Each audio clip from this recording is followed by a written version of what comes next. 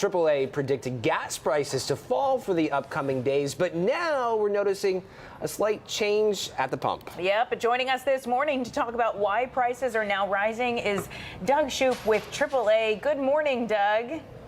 Hey, good morning, guys. Thanks for having me on. Yeah, I see you're in your car, ready to go, and we can't help but notice that gas prices are on the rise. What can you tell us about that? Yeah, they are on the rise slightly. You know, Texans have been enjoying the lowest gas prices in the nation recently, which was really great news for folks taking those fall trips. But now that we're getting very close to the year-end holidays, it appears as though that demand for gasoline, as people start filling up to take those road trips, is putting upward pressure on the pump prices. Right now in Houston, drivers paying $2.63 on average for a gallon of regular unleaded. That is 6 cents higher from a week ago, but it is still down 10 cents from a month ago. And, you know, we're really very close to what we were paying last year at this time. In fact, that average of $2.63 is only about 3 cents more than last year on this same day. So,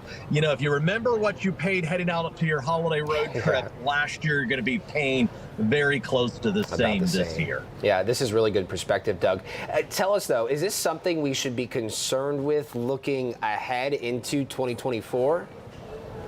You know, it's very difficult to say where gas prices are going to go because there are so many factors that go into determining them, and many of the variables that are unknown until they happen. But there's no need for concern. Typically, the winter months are actually the months where we have the lowest demand for gasoline. And so that's when we see pump prices fall. What we're seeing now may be a very temporary minor spike in prices because of that demand for those road trippers. I mean, when you consider 9 million people will be traveling 50 miles or more away from home, and the vast majority of them going by automobile, 8.3 million taking road trips, you can see just how much gasoline is needed for folks to get to their holiday destination. I mean, that's such a good point because we know airline travel has gotten really expensive. So I'm sure a lot of people are opting to take their cars. And I know that you said it's really tough to predict as we're going into the new year, but we do know that historically the summer months, summer travel, we see gas prices go really high. So, a little more expensive, I mean, is there a chance it'll go maybe back? As somebody who likes to save money, can we just talk about, can it possibly go back down before it goes up before the summer months?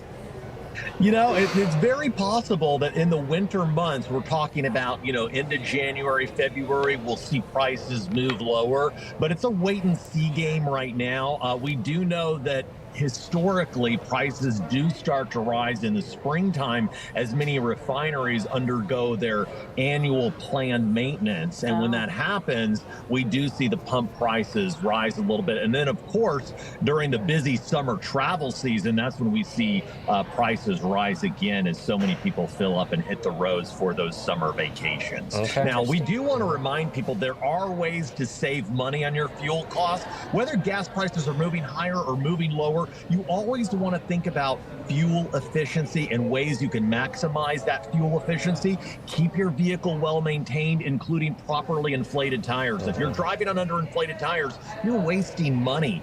You know, also lighten the load of your vehicle. Don't use your vehicle as a storage unit. Get rid of any heavy, bulky items that you don't need for your daily commutes. The heavier the vehicle is, the more you're paying to drive it around. Go the speed limit, because the faster the vehicle is moving, the more you're paying to drive around. And then also, finally, when you're packing for those holiday road trips, try to put everything inside the trunk of the car instead of using those overhead luggage racks. Those actually create drag and reduce fuel efficiency. All good tips, but Doug, I got to remind you, it's the holiday season where it's bulking season. We're packing on the pounds here. And I've got my Goodwill stuff that I've been carrying around for like 3 months. So my car is always full. Our load is large. What do you mean? I literally have lawn chairs in my car right now. So you're talking to the wrong person. Gifts to everybody, the car, and then, you know, the New Year's resolution will all start to kind of work on shed those. That's my New Year's resolution. Shed the pounds of my car. That's what it'll be.